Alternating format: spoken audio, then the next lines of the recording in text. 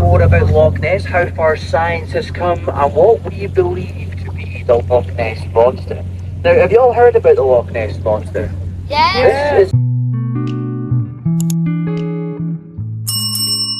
is no myth. Over 100 years, scientists have been trying to explore the most famous loch in the world, and there are huge creatures alive and moving at the bottom of Loch Ness.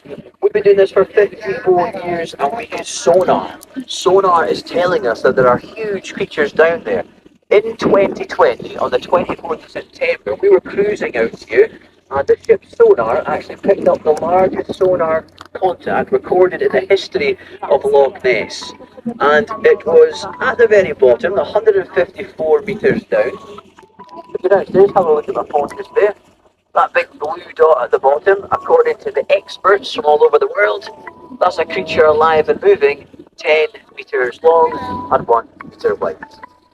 Welcome to the world of the unknown. I'll teach you more about it during the cruise.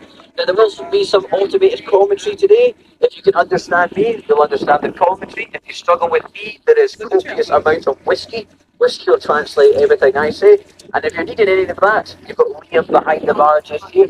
Got tea, coffee, whiskey, coffee, that's where you want to be. So we do have written translations. We've got Italian, German, Russian, French, Spanish, and Chinese Mandarin. If you need them, they're okay beside the bar. On the helm today is Ricky McDonald. He's been And reservoirs of both England and Wales combined, including the whole of the English Lake District. So there is room for it to conceal a few mysteries. Loch Ness, Scotland. Just keep your camera to hand. You never know when you might be lucky enough to film or photograph something unusual on the loch. Whether the phenomena seen at the surface could be Nessie will continue to be debated, and there are many theories on the subject. So let us take a look at the history of the Loch Ness Monster and see if it provides any clues. The first recorded sighting of a mysterious creature in the loch was in 565 AD by St. Columba, a Scots-Irish missionary who was preaching Christianity to the native Picts in the area. The story was probably just a parable to show the power of the Church of the Christians. Sightings of a big fish occurred in the 19th and early 20th century, but in 1933 the story suddenly exploded upon the world, with a series of sightings and photographs. The most famous picture, that of a graceful neck protruding from the water, is said to have been faked, but it will always remain the iconic image of the Loch Ness Monster.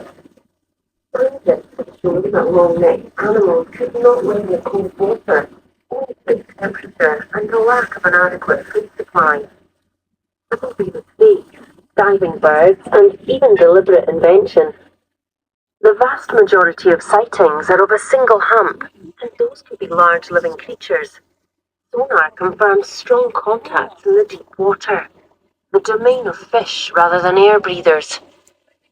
One suggestion is that sturgeon may have been introduced to the river system, and it is known they can live for centuries and grow to enormous proportions, the world record being 8.3 metres and over 240 years old.